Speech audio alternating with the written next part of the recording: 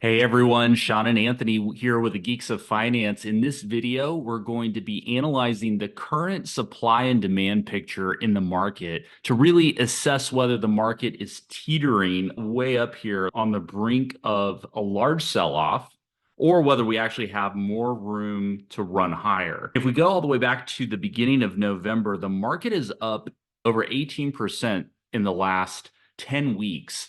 And we've been treading water the past couple of days up here at all-time highs. And, Sean, I just want to throw this at you. What do you put the odds at for a market sell-off or retracement in the next 3 or 4 weeks? Yeah, I don't have an exact number that I can assign to that, but I can tell you that I think it's very high. Yeah, to me, it definitely looks like we're way overdue for some type of retracement. So here's a look at our gamma exposure dashboard where we measure the gamma exposure levels based on the options market. This is going to show us where dealer concentration is and where major market participants are positioned.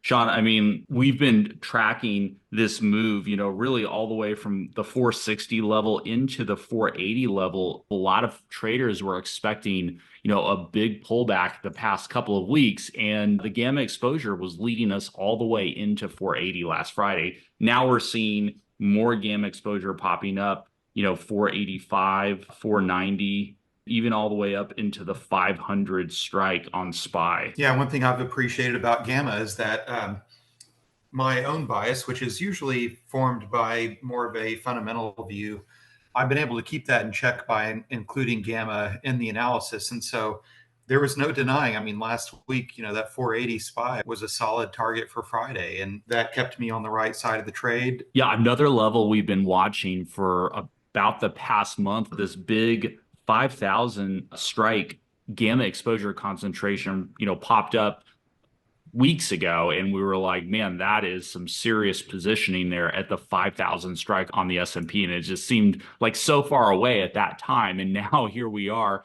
what are we, 3% away from there? I mean, it seems like we could just have another couple trading sessions and tag that level.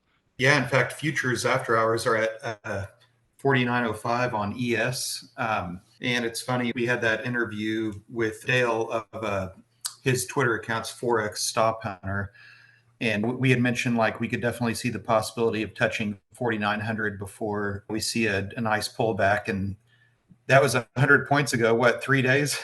Yeah, three I days mean, you ago. nailed that. And I know a lot of people might have scoffed at that, but that's what gamma exposure was pointing to. So these levels are super important and really form the basis of high probability options trading. And that's what we focus on, of course, in our Discord. So when you see this gamma exposure pop up and continue to lead price higher, of course, it's not a guarantee that we're going to tag these levels, but it's just really important because this is giving us insight into what market participants are either betting is going to happen or showing us where dealer hedging activity is going to take place. A lot of times these levels act as big magnets. And so this is a big supply and demand function of the options market. And right now it's telling us prices could be potentially headed higher.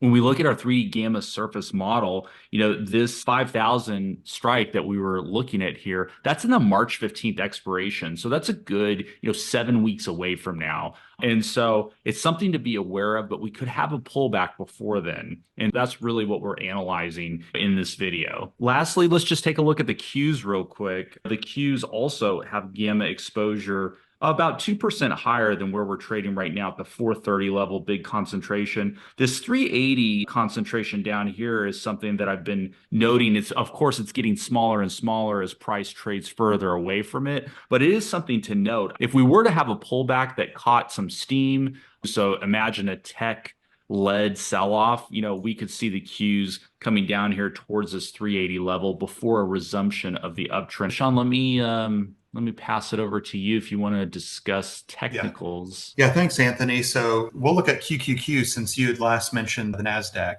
And I think it's a good one to look at anyway, because, while the S&P is a broad representation of the stock market as we see it, the Qs have been more of the leader because of the focus on the technology sector.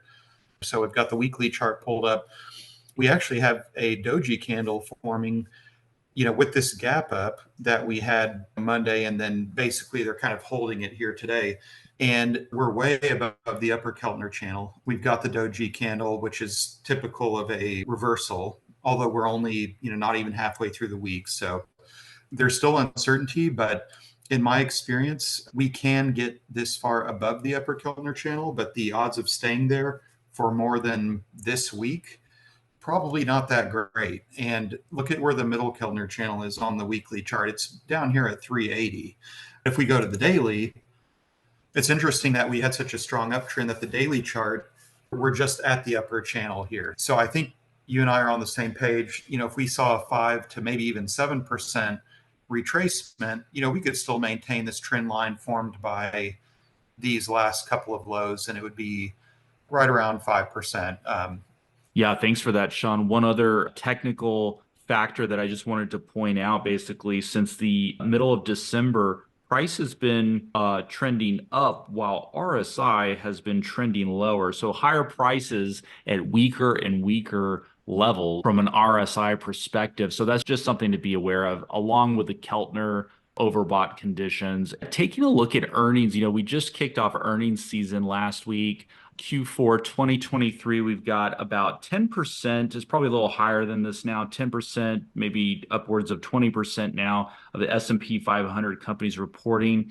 62% have actually reported positive EPS surprises, as well as 62% reporting positive revenue surprises. This is on the low side. If you know anything about earnings averages, I think it's around 75, 76% is the average beat on EPS and revenues for quarterly earnings reporting. And so this 62% sounds good, but it's actually very, very low. And so this is a weaker than expected metric. Yeah, if you think about it, expectations are set by management. And so this is really more of an assessment of how good is management at guessing their own performance for the quarter and then undershooting that so that they can show a beat. Yeah, good point. And it's definitely a potential concern. So far, 5 of the S&P 500 companies have issued negative guidance, while 3 have issued positive guidance. So again, not a great start to earnings season. Another concern, here at the beginning of earnings season is this S&P 500 reporting lowest net profit margin in more than 3 years. So it's a little bit of a concern as well with, net profit margin at 10.7%, which is below the previous quarter's net profit margin, the year ago net profit margin, and below the 5-year average. So, just running a little weak here to get started with earnings season. So this increases the probabilities for that potential sell-off that we were talking about in the beginning of the video. So here's a snapshot of the CME Fed Watch Tool meeting probabilities. This is a really useful way to view the market implied probabilities of Fed rate cuts or hikes. The meeting coming up here in about a week, basically no cut expected. Going into the March 20th meeting, there's about a 50-50 shot of a rate cut based on market expectations. And you can see this basically just keeps trending lower with, 50% chance all the way down into the December meeting. The market is basically suggesting that we're going to be in the 3.75 to 4% rate range by the end of the year. So the market is pricing in significant probabilities for a series of rate cuts this year. So how many is that? 1, 2, 3, 4, 5, 6 cuts potentially is what the market is giving a pretty decent probability to. I don't know if that's going to shift or not, as corporate earnings come out, as economic data comes out, but that's a pretty rosy outlook for Fed rate cuts by the market. If you're interested in accessing our gamma exposure dashboard, as well as the tools and trade ideas that we discuss on a daily basis, go to geeksoffinance.com. We've got 3 pricing tiers, something for everybody. We'd love to have you join our trader community in Discord. I'll put a link down in the description below for you to check out. Thanks so much, everybody, for watching. We'll see you guys in the next video.